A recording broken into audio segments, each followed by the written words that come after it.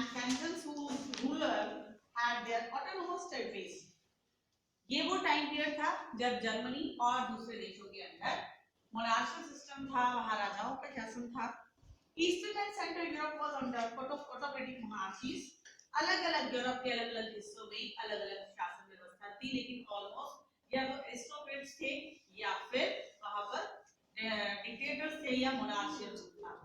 फिर हमने पढ़ा था एरिस्टोक्रेट्स एंड मिडिल क्लास के दो तरह से सोसाइटी बटी हुई थी, या तो अपर क्लास लोग थे जो ब्यूरोक्रेट्स थे, जो बड़े जमींदार लोग थे, और दूसरे वो जो बिल्कुल गरीब लोग थे और लैंडलॉर्ड के खेतों में काम करते थे। वे ऑफ लिविंग जो था वो ऑलमोस्ट सभी का सेम था। जो हाई क्लास लोग थे उनके जीने का तरीका भी वैसा ही था जैसा यूरोप के बाकी हिस्सों में रहने वाले लोगों का था, अमीर लोगों का। और जो पीसेंट थे उनका तरीका भी सेम था, whether they are living in any part of the continent. Then we read about the emergence of middle class.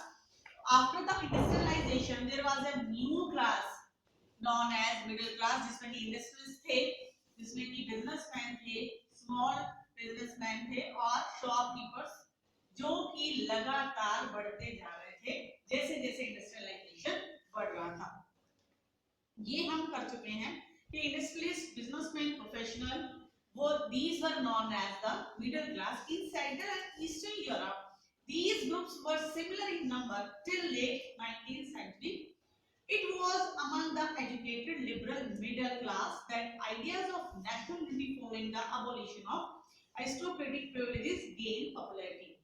जैसे जैसे लिबरल आइडियोलॉजी बढ़ती जा रही थी, उदारवादी विचारधारा बढ़ रही थी, मिडिल क्लास बढ़ रहा था, उसकी जनसंख्या बढ़ रही थी, वैसे वैसे लोगों को ये लगने लगा था कि aristocracy is not a good form of government. It should be changed. जो राजशाही होती है, ये अधिकारियों के द्वारा जो शासन व्यवस्था होती है, वो कोई बहुत अच्छी व्यवस्था नहीं है, क्योंकि जो राजा या अधिकारी लोग हैं वो अपने तरीके से या अपने स्वार्थ की पूर्ति करते हैं, वो आम लोगों के सुविधाओं के बारे में विचार नहीं करते। What did liberals nationalism stand for? Ideas of national unity in early 19th century Europe were closely allied to the ideology of liberalism. अगर हम बात करें early 19th century की, तो जो मेन नेशनल यूनिटी का विचार जो था वो ये ideology of liberalism. Liberal कौन थे? Those who believe in freedom, those who believe in democracy, they are those who believe in rights but not for women. They were not in favor of right to women. और सभी लोगों के भी अधिकारों, voting rights में वो believe नहीं करते थे। वो ये नहीं कहते थे कि सबको वोटिंग राइट्स होना चाहिए, लेकिन वो ये मानते थे कि समाज की जो व्यवस्था है वो अच्छी होनी चाहिए। रशियन रेवोल्यूशन में हमने पढ़ा था कि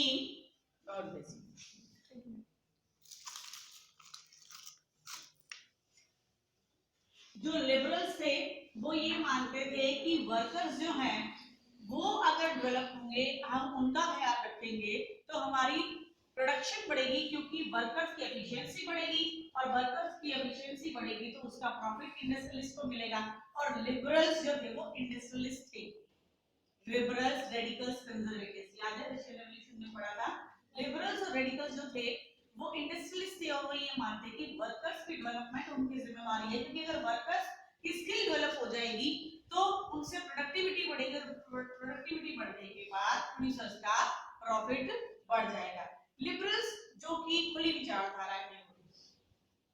The term liberalism derives from the Latin root liber, meaning free.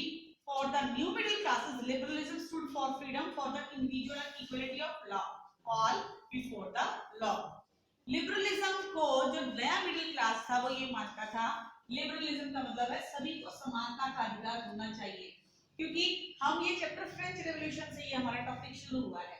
और फ्रेंच रेवोल्यूशन के टाइम में society was divided into 3 states, first, second और थर्ड स्टेट के लोगों को राइट्स नहीं था। लिबरल्स ने कहा कि सभी लोग बराबर है और कानून भी सभी के लिए बराबर है, तो अधिकार भी सबको बराबर रूप से मिलने चाहिए। Politically, it emphasized the concept of government by consent. Consent का मतलब इन्होंने कहा जो सरकार बने वो सभी के समर्थन से बननी चाहिए, सभी लोगों की इच्छा के अनुसार बननी चाहिए। ये नहीं जैसे लुईस अपने मनमर्जी से शासन कर रहा था, ऐसी व्यवस्था नहीं होनी चाहिए। The French Revolution, liberalism had stood for the end of autocracy and clerical privileges, a constitution and representative government through parliament. French revolution के बाद लिबरलिज्म और ज्यादा मजबूत होने लगा, लोग लिबरलिज्म को फेवर करने लगे और धीरे धीरे जो ऑटोक्रेसी थी या जो स्पेशल राइट्स थे वो सभी जगह से यूरोप में खत्म होने लगे। जो हमने फ्रेंच रेवोल्यूशन के बारे में पढ़ा, फ्रेंच सोसाइटी के बारे में पढ़ा कि society was divided to 3 estates, लेकिन फ्रांस में नहीं, यूरोप के जो बाकी देश थे वहां पर भी सोशल सिस्टम ऐसा ही था, सोसाइटी का सिस्टम ऐसा ही था। तो लिबरल्स ने कहा कि ऐसा होना ही नहीं चाहिए। ठीक है, फ्रेंच रिवॉल्यूशन के बाद जो रिजल्ट आने लगे उससे सभी लोग खुश थे।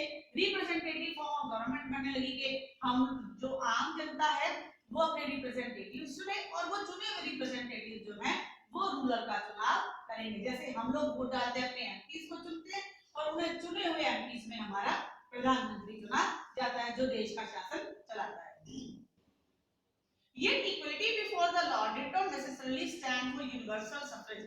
लेकिन यहाँ पर इक्वलिटी बिफोर लॉ का मतलब ये नहीं था कि सभी को वोटिंग राइट्स मिलेंगे। You will recall that in revolutionary France, which marked the first political experiment in liberal democracy, the right to vote and to get elected was granted exclusively to property owners. फिर से अगर दोबारा France के अंदर चलें तो हमें याद है कि जब संविधान बनाया था नेशनल असेंबली ने सबसे पहले, तो उसने कहा था जिसके पास प्रॉपर्टी नहीं है, जिस भी व्यक्ति के पास, उसको वोटिंग राइट नहीं मिलेगा, फीमेल्स को भी राइट नहीं मिलेगा और जिसके पास प्रॉपर्टी नहीं है उस मेल को भी वोटिंग राइट नहीं मिलेगा।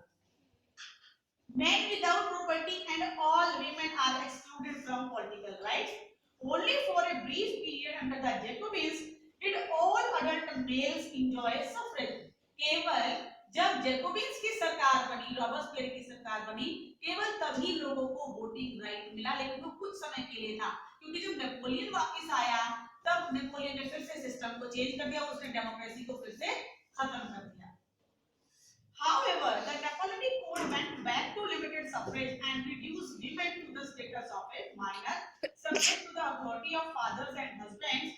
Throughout the 19th and early 20th centuries, women and non-proprietary men organized opposition movements demanding equal political rights.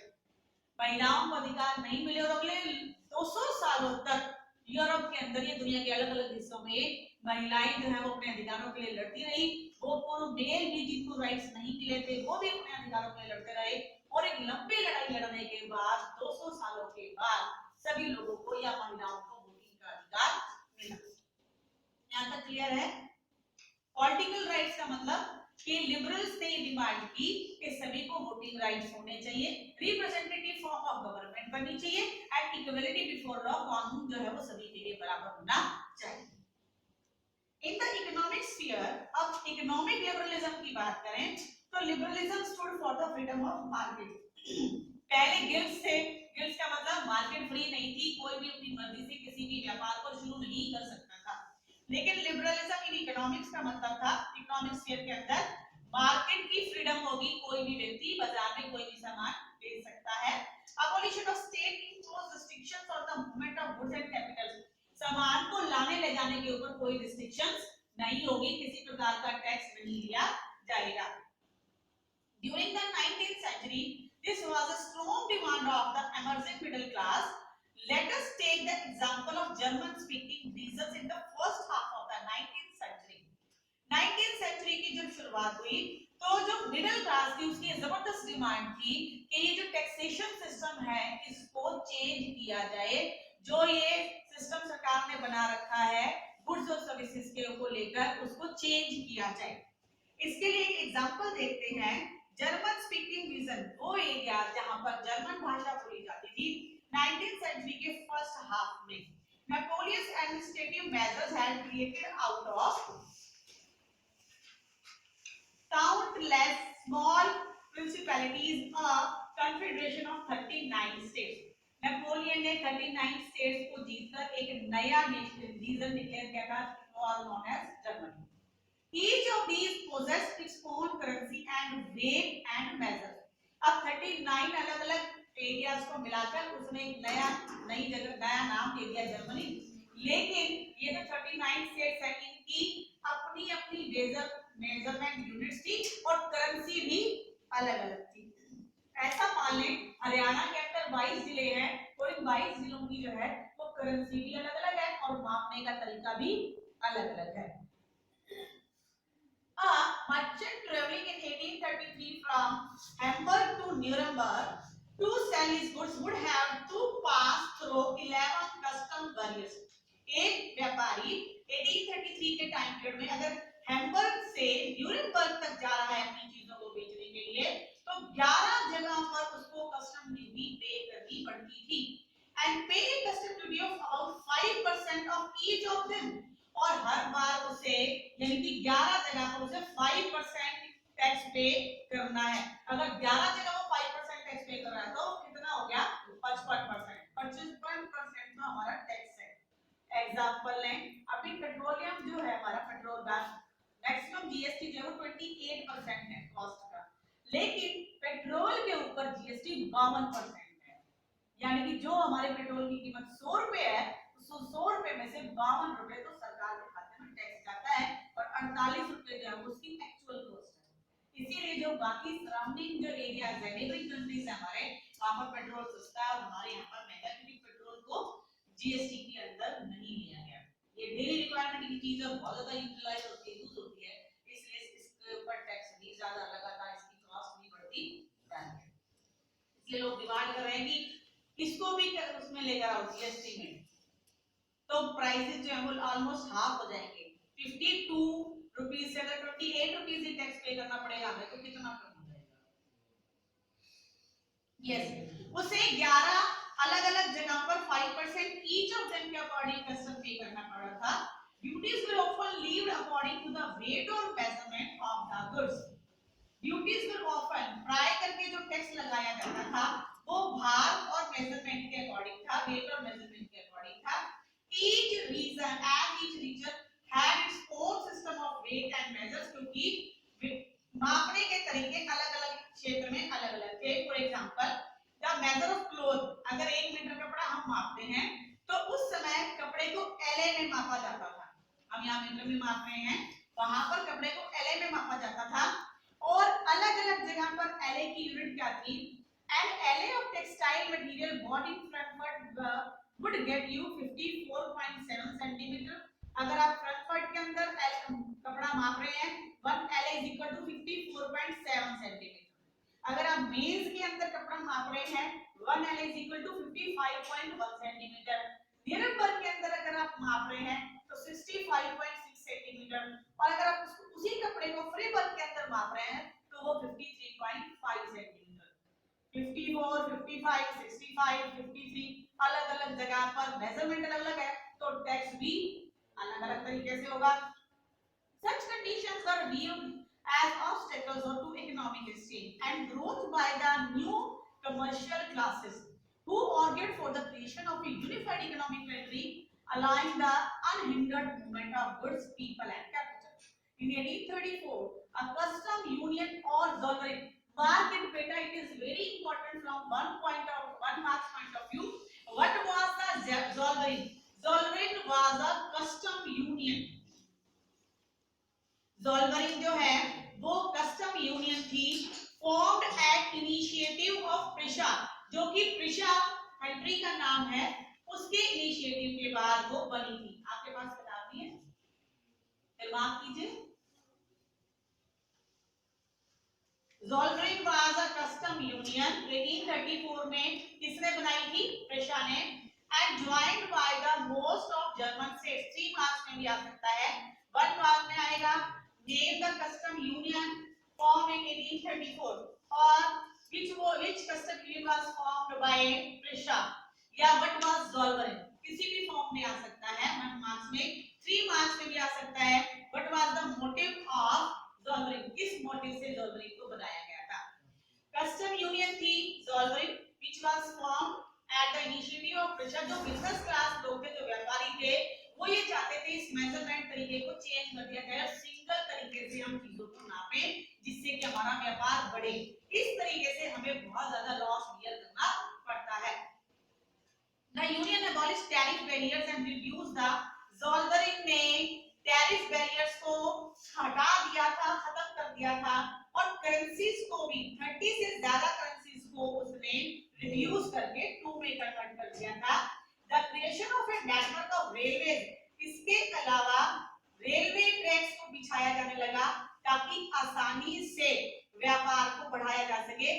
ना केवल व्यापार बढ़ेगा बल्कि देश भी यूनिफाइड हो जाएगा। अगर रेलवे ट्रैक्स ना हो तो हमारे लिए जम्मू जाना भी मुश्किल है, तमिलनाडु या कन्याकुमारी जाना भी मुश्किल है। और रेलवे ट्रैक्स बिछ जाने के बाद मैक्सिमम आप 40 आवर्स में या 30 आवर्स में देश के एक हिस्से से दूसरे हिस्से तक पहुंच सकते हैं। So railway is not just favorable for the transport, it is also unifying bond for the country. ये देश को भी जोड़ने का काम करता है। A wave of economic nationalism strengthened and wider nationalist sentiments growing at that time. ये वो व्यवस्था थी, ये वो टाइम पीरियड था जबकि नेशनलिस्ट सेंटिमेंट्स जो हैं वो तेजी से बढ़ने लगे थे। लोगों को ये लगने लगा था कि इस तरह से हम एक हिस्से या देश के एक देश के साथ जुड़े हुए हैं। करेंसी भी एक हो गई है अब जर्मनी की, रेट और मेजरमेंट के तरीके भी हो गए हैं, ज़ोल्डरिंग भी बन गया है जो कि बिजनेसमैन को फेवर करना है। क्लियर? राजीव सीधे बैठे, यहाँ आ जाओ फर्स्ट बेंच। मुझे पता है आप सो रहे हो, आ जाओ बेटा। 10 नंबर का चैप्टर है, एक लाइन पे फोकस किया जा रहा है ताकि आपका 1 नंबर भी ना और 10 नंबर के क्वेश्चन आंसर आएंगे। आ जाओ, कम है।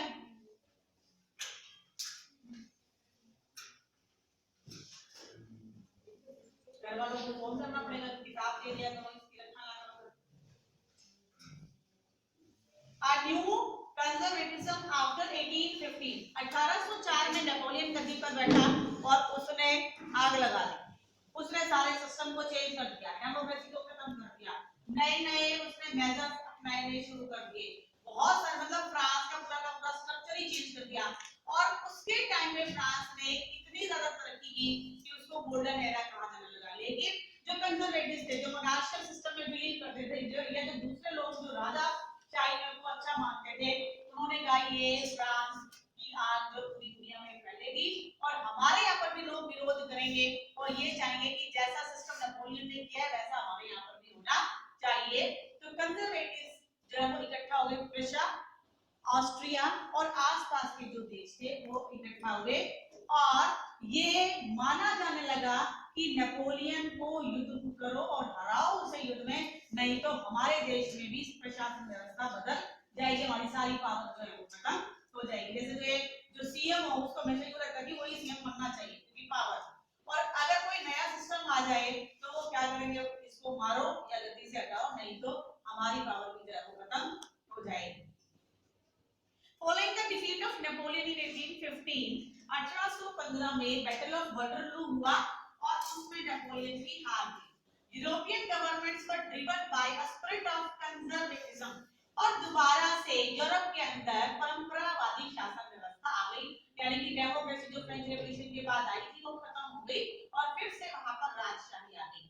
Conservatives believed that established traditional institution of the state and society like the monarchy, the church, social hierarchies, property and the family should be preserved. Conservatives believe that, conservatives ये मानते थे कि traditional institution of the state and society like the monarchy, the church, social hierarchies, property and the family should be preserved. जो conservatives ये मानते थे कि जो चेंजेस हैं वो सही नहीं है और जो शासन व्यवस्था हमारी पहले से चली आ रही है वो शासन व्यवस्था हमारी ठीक और वैसी ही रहनी चाहिए, क्योंकि अगर चेंजेस आएंगे तो हमारा कल्चर खत्म हो जाएगा, तो ये चेंजेस हमारे लिए अच्छे नहीं है। प्रॉपर्टी का सिस्टम वही रहना चाहिए, फैमिली का सिस्टम वही रहना चाहिए, सामाजिक परंपराएं वही रहे, मोनार्ची और चर्च का भी वो भी हमें बचाना चाहिए। Most conservatives however did not propose a return to the society of pre-revolutionary days. अब pre-revolutionary days क्या है? ज्यादातर कंजर्वेटिव्स ये मानते थे कि फ्रेंच रेवोल्यूशन से पहले जो हुआ था वो तो ठीक नहीं है कि सोसाइटी को अलग अलग पार्ट में बांट दिया, दो तो ऐसे कर दिए जिनको कुछ नहीं कहना और एक ऐसा कर दिया जिसके ऊपर सारे बर्डन डाल देने हैं, तो ऐसा भी नहीं होना चाहिए, राइट सभी को मिले, लेकिन मोनार्शियल रूल ही जो है वो सबसे बेहतर है। Most conservatives, however, did not propose a return to society by of pre-revolutionaries. However, did not propose a return from the change initiated by the. Rather, they realized from the changes initiated by Napoleon that modernization could in fact strengthen traditional institutions like the monarchy. Modernization होगा ही होगा, और लेकिन किस तरीके से हो कि हमारे ट्रेडिशनल इंस्टीट्यूशन वो स्ट्रॉन्ग बने रहे, उनके ऊपर उसका इफेक्ट ना आए। It would make state power more effective and strong. A modern army, अगर किसी राजा के पास आधुनिक सेना है, जिसके पास आधुनिक हथियार हैं और कुशल अधिकारी हैं जो अच्छी शासन व्यवस्था चला सकते हैं, डायनामिक इकोनॉमी है, बढ़ती हुई अर्थव्यवस्था है, और फ्यूडल सिस्टम नहीं है और मजदूरी या सर्वडम सिस्टम नहीं है, उस राजा को ताकतवर बनने से कोई भी नहीं रोक सकता। फ्यूडल सिस्टम खत्म कर दिया, इसका मतलब सबको अधिकार है, प्रॉपर राइट टू प्रॉपर्टी मिल गया, सबको आगे बढ़ने के अवसर है। स्ट्रॉन्ग आर्मी है, कोई भी देश अगर आक्रमण करता है तो वो अपने देश के लोगों की रक्षा कर सकता है। अर्थव्यवस्था अच्छी है, अच्छी अर्थव्यवस्था मतलब सभी लोग जो है वो आगे बढ़ रहे हैं, सबकी अर्निंग अच्छी है। अगर ऐसा देश है तो किसी भी देश में राजा के खिलाफ कोई विद्रोह नहीं होगा। फ्रेंच रेवोल्यूशन हुआ ही क्यों था? क्योंकि लुइस जो है वो एक्स्ट्रावेगेंट नेचर का था, वो फिजूल खर्ची करता था, विलासिता में पैसा बर्बाद करता था और लोगों पर के ऊपर ध्यान नहीं देता था। तो यहाँ पर कंजर्वेटिव्स ने कहा आर्मी अच्छी हो, राजा अच्छा हो, अधिकारी समझदार हो, तो शासन व्यवस्था अच्छी ही रहेगी। In 1815, representatives of the European powers, Britain, Russia, 1815 के अंदर ब्रिटेन, रशिया, प्रशा और ऑस्ट्रिया के जो पावर्स मिली या इन देशों ने ऑर्गेनाइजेशन किया, who had collectively defeated Napoleon, जिन्होंने मिलकर नेपोलियन को हराया था, ये सारे के सारे वीना के अंदर इकट्ठा हुए ताकि एक नई व्यवस्था के ऊपर काम किया जा सके। अब यहाँ पर आपका क्वेश्चन आता है कि ये जो कांग्रेस हुई थी वियना के अंदर, इसको किसने होस्ट किया था? लास्ट लाइन में हमारा आंसर है 1 मार्क में। This congress was hosted by Austrian chancellor Duke Metternich. Duke Metternich ने एक सभा बुलाई जिसमें उसने सभी उन लोगों को इकट्ठा किया जिन्होंने मिलकर नेपोलियन को हराया था, उन देशों के रिप्रेजेंटेटिव्स को बुलाया और the delegates drew up the treaty of Vienna, इन सब ने मिलकर ट्रीटी ऑफ वियना पर हस्ताक्षर किए। यहां से हमारा क्वेश्चन बनेगा 3 मार्क्स का, what was the treaty of Vienna 1815? 1815 में वियना के अंदर जो संधि हुई थी वो क्या थी या उसके क्या ऑब्जेक्टिव थे? Treaty of Vienna of 1815 with the object of undoing most of the changes that had come about in Europe during the Napoleonic War. Napoleon के आने के बाद, ये नेपोलियनिक वार के बाद क्या जो चेंजेस आए थे उनको सुधारने के लिए एक संधि हुई थी। पहला point, the Bourbon dynasty which had been deposed during the French Revolution was restored the power.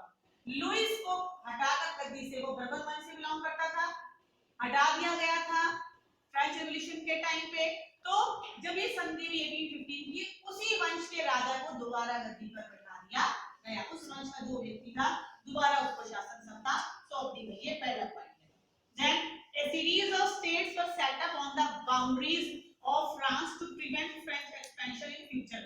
भविष्य में फ्रांस दोबारा से अपना विकास ना कर पाए, एक्सपेंशन ना कर पाए, इसके लिए चारों तरफ इन जीतने वाले देशों ने अपने अपने सेंटर्स बना लिए।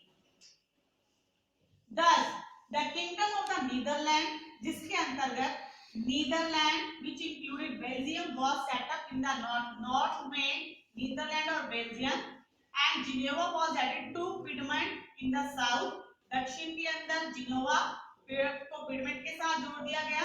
Persia was given important new territories, Persia को नई important territories मिली वेस्टर्न पार्ट के अंदर, while Austria was given control of northern Italy, जबकि ऑस्ट्रिया को नॉर्दर्न इटली का कंट्रोल दे दिया गया, यानी कि अलग-अलग हिस्सों में फ्रांस को बांट दिया गया अलग-अलग जगह से। But the जर्मन कन्फेडरेशन, लेकिन जो नेपोलियन ने 39 स्टेट्स को जीतकर जर्मनी बनाया था उसको छेड़ा नहीं गया, उसको ऐसे कैसे छोड़ दिया गया। Stop it. यहाँ से हमारा पैसेज जो ये था उसमें हमारा क्वेश्चन बना है वियना में क्या क्या मोटिव थे या उसके अंतर्गत क्या क्या फैसले लिए गए। पहला, बर्बर वंश का जो राजा था उसको दोबारा गद्दी पर बिठा दिया गया। दूसरा, जर्मनी अपना एक्सपेंशन ना कर पाए इसलिए रणनीति बनाई गई। और तीसरा, जर्मन कॉन्फेडरेशन के जो 39 स्टेट्स थे उनको छेड़ा नहीं गया, वो एज इट इज रह गए। Conservative regimes set up in 1815 were autocratic. जो कंजर्वेटिव्स थे वो राजशाही में विश्वास रखते थे। They did not tolerate criticism and dissent and sought to curb activities that questioned the legitimacy of autocratic government. वो ये बिल्कुल बर्दाश्त नहीं कर सकते थे कि कोई उनकी निंदा करे, कोई उनकी आलोचना करे। यानी कि राजा ने जो फैसला सुना दिया है वो सर्वोपरि है, वही सही है, बाकी कोई भी बात है वो ठीक नहीं है। उन्हें अपनी निंदा पसंद नहीं थी। जबकि डेमोक्रेसी में क्या होता है, सरकार ठीक से काम नहीं करी तो आंदोलन करने के लिए सड़क पर बैठ सकते हैं। Most of them impose censorship laws to control what was said in newspaper.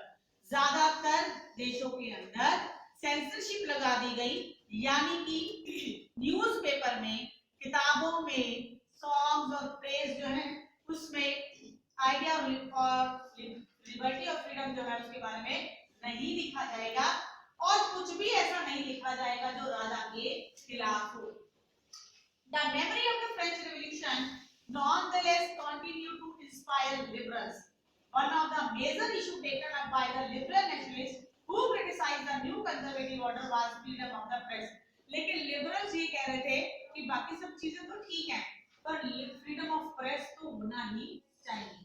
अगर freedom of press नहीं है तो ये हमारा मेन राइट है, हम अपनी बात को कह नहीं सकते, और जब तक हम अपनी बात को कह नहीं पाएंगे तब तक हमें हमारे अधिकार नहीं मिलेंगे। तो इस सिस्टम को बदलना जरूरी है। अब राजा पावर में आ गए हैं सभी जगहों पर। फ्रेंच रेवोल्यूशन से पहले वाला टाइम जो था जब लुईस का शासन था, वैसे ही शासन व्यवस्था पूरे यूरोप में हो गई है, लेकिन वो तो लोगों को पसंद अब नहीं आएगी क्योंकि चेंजेस देख लिए। तो अब लोग क्या करेंगे, ये हमारा नेक्स्ट टॉपिक है, द रेवोल्यूशनरीज। अब रेवोल्यूशनरीज को ये पता लग गया था कि शासन व्यवस्था बदल चुकी है, मोनार्शियल रूल आ गया है और फिर से मिलकर विद्रोह करना पड़ेगा, रेवोल्यूशन करना पड़ेगा, तब हमें फिर से राइट मिलेंगे। Otherwise right to freedom, right to speech जो है वो एक ड्रीम की तरह होगा और हमें वो दोबारा राइट्स जो है वो नहीं मिलेंगे। इवन कि स्लेवरी भी आ गया था, उसके बाद स्लेवरी सिस्टम भी फिर से शुरू हो गया था। तो रेवोल्यूशनरीज ने ये डिसाइड किया, now we will change the system, अब हम सिस्टम को बदलें। और उसके लिए क्या करें, उन्होंने सोसाइटीज बनानी शुरू कर दी, सीक्रेट सोसाइटी जिसे हम जानते हैं। ऐसे ही एक इटालियन रेवोल्यूशनरी थे जिनका नाम था गिउसेppe मैज़ारिनी, उन्होंने 2 सीक्रेट सोसाइटी बनाई। कौन कौन सी? Young Italy and young Europe. और उन्हें ये भी पता था कि अगर ओपनली इस तरह की कोई भी ऑर्गेनाइजेशन हम बनाते हैं तो नो डाउट राजा हमें पकड़ेंगे और मरवा देंगे और हमारा जो एम है आजादी हासिल करने का वो फुलफिल नहीं हो पाएगा। तो उन्होंने सीक्रेट सोसाइटीज बनानी शुरू की, सीक्रेट तरीके से लोगों को मोटिवेट करना शुरू किया, समझाना शुरू किया कि इकट्ठा होकर काम करेंगे तो इस सिस्टम को हम चेंज कर सकते हैं, फिर से डेमोक्रेसी आ सकती है। और as a result of this ना केवल इटली, आसपास के जो 2 यूरोप के जो और देश थे, इटली, जर्मनी, फ्रांस, वहां पर भी इस तरह से सीक्रेट सोसाइटीज बननी शुरू हो गई। सबका मोटिव क्या था कि हमने अपने राजशाही को खत्म करना है और दोबारा से डेमोक्रेटिक फॉर्म ऑफ गवर्नमेंट को लाना है। Enough for today. Next class में हम पार्ट 3 करेंगे, द एज ऑफ रेवोल्यूशन 1830 से 1848 का जो टाइम 48 का टाइम पीरियड था, 18 इयर्स का, उसमें हमारे क्या-क्या मेजर चेंजेस